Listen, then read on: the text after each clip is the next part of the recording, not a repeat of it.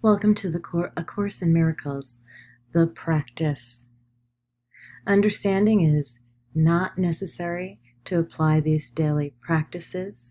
As you practice this daily, understanding will come. Some of the exercises, all of which are simple, over the next 365 days, your mind will want to resist. Practice them anyway.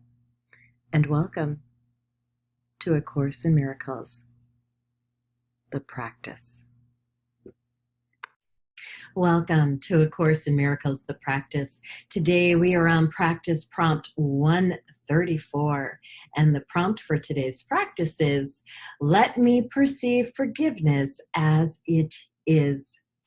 Let us review the meaning of forgive, for it is apt to be distorted and to be perceived as something that entails an unfair sacrifice of righteous wrath, a gift unjustified and undeserved, a complete denial of the truth.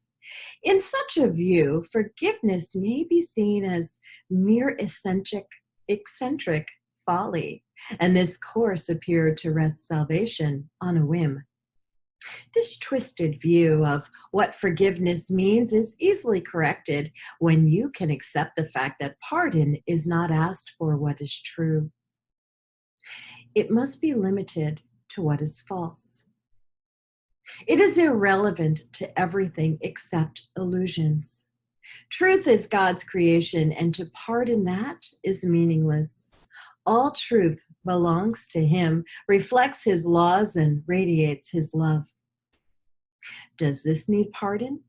How can you forgive the sinless and eternally benign? The major difficulty that you find in genuine forgiveness on your part is that you still believe you must forgive the truth and not illusions. You conceive of pardon as a vain attempt to look past what is there, to overlook the truth in an unfounded effort to deceive yourself by making an illusion true. This twisted viewpoint but reflects the hold that the idea of sin retains as yet upon your mind as you regard yourself. Because you think your sins are real, you look on pardon as deception. For it is impossible to think of sin as true and not believe forgiveness is a lie. Thus, is forgiveness really but a sin like all the rest? It says the truth is false and smiles on the corrupt as if they were blameless as the grass as white as snow. It is delusional in what it thinks it can accomplish. It would see as right the plainly wrong, the loathsome as the good. Pardon is no escape in such a view. It is merely a further sign that sin is unforgivable, at best to be concealed, denied, or called another name, for pardon is a treachery to truth. Guilt cannot be forgiven. If you sin, your guilt is everlasting. Those who are forgiven from the view their sins are real are pitifully mocked and twice condemned, first by themselves for what they think they did, and once again by those who pardon them. It is sin's unreality that makes forgiveness natural and wholly sane, a deep relief to those who offer it, a quiet blessing where it is received. It does not countenance illusions, but collects them lightly with a little laugh and gently lays them at the feet of truth. And there they disappear entirely. Forgiveness is the only thing that stands for truth in the illusions of the world. It sees their nothingness and looks straight through the 1,000 forms in which they may appear. It looks on lies, but it is not deceived. It does not heed the self-accusing shrieks of sinners mad with guilt. It looks on them with quiet eyes and merely says to them, my brother, what you think is not the truth. The strength of pardon is its honesty, which is so uncorrupted that it sees illusions as illusions, not as truth. It is because of this that it becomes the undeceiver in the face of lies, the great restorer of the simple truth.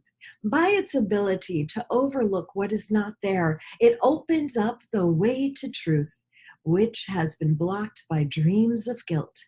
Now, are you free to follow in the way your true forgiveness opens up to you? For if one brother has received this gift of you, the door is open to yourself. There is a very simple way to find the door to true forgiveness and perceive it open wide in welcome.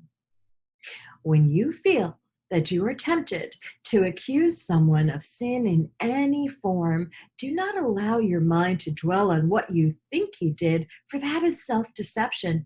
Ask instead, would I accuse myself of doing this? Thus, you see alternatives for choice in terms that render choosing meaningful and keep your mind as free of guilt and pain as God himself intended it to be, and as it is in truth. It is but lies that would condemn. In truth, it is innocence the only thing you see. In truth, is innocence the only thing there is. Forgiveness stands between illusions and the truth, between the world you see and which lies beyond, between the hell of guilt and heaven's gate. Across this bridge, as powerful as love which laid its blessing on it, are all dreams of evil and of hatred and attack brought silently to truth. They are not kept to swell and bluster and to terrify the foolish dreamer who believes in them. He has gently awakened from his dream by understanding what he thought he saw was never there. And now he cannot feel that all escape has been denied to him. He does not have to fight to save himself. He does not have to kill the dragons which he thought pursued him, nor need he erect the heavy walls of stone and iron doors he thought would make him safe. He can remove the ponderous and useless armor made to chain his mind to fear and misery. His step is light, and he lifts his foot to stride ahead. A star is left behind to point the way to those who follow him. Forgiveness must be practiced, for the world cannot perceive its meaning, nor provide a guide to teach you its beneficence. There is no thought in all the world that leads to any understanding of the laws it follows, nor the thought that it reflects. It is as alien to the world as it is your own reality. And yet, it joins your mind with the reality in you. Today, we practice true forgiveness, that the time of joining be no more delayed. For we would meet our reality in freedom and in peace. Our practicing becomes the footsteps lighting up the way for all our brothers who will follow us to the reality we share with them. That this may be accomplished, let us give a quarter of an hour twice today and spend it with the guide who understands the meaning of forgiveness and was sent to us to teach it. Let us ask of him, let me perceive forgiveness as it is.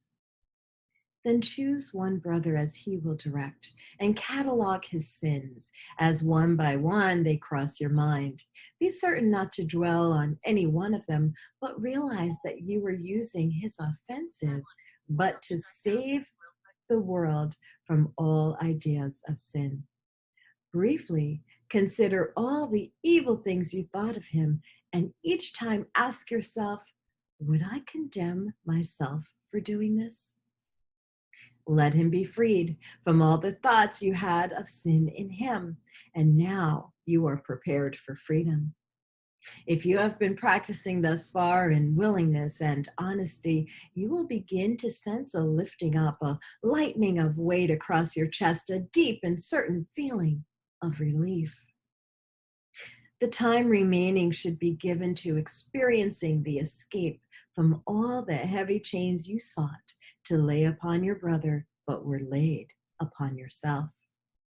Forgiveness should be practiced through the day, for there will still be many times when you forget its meaning and attack yourself. When this occurs, allow your mind to see through this illusion as you tell yourself, let me perceive forgiveness as it is. Would I accuse myself of doing this? I will not lay this chain upon myself. In everything you do, remember this. No one is crucified alone, and yet no one can enter heaven by himself. I'm Keisha Dixon. This has been A Course in Miracles, the practice prompt 134. Let me perceive forgiveness as it is.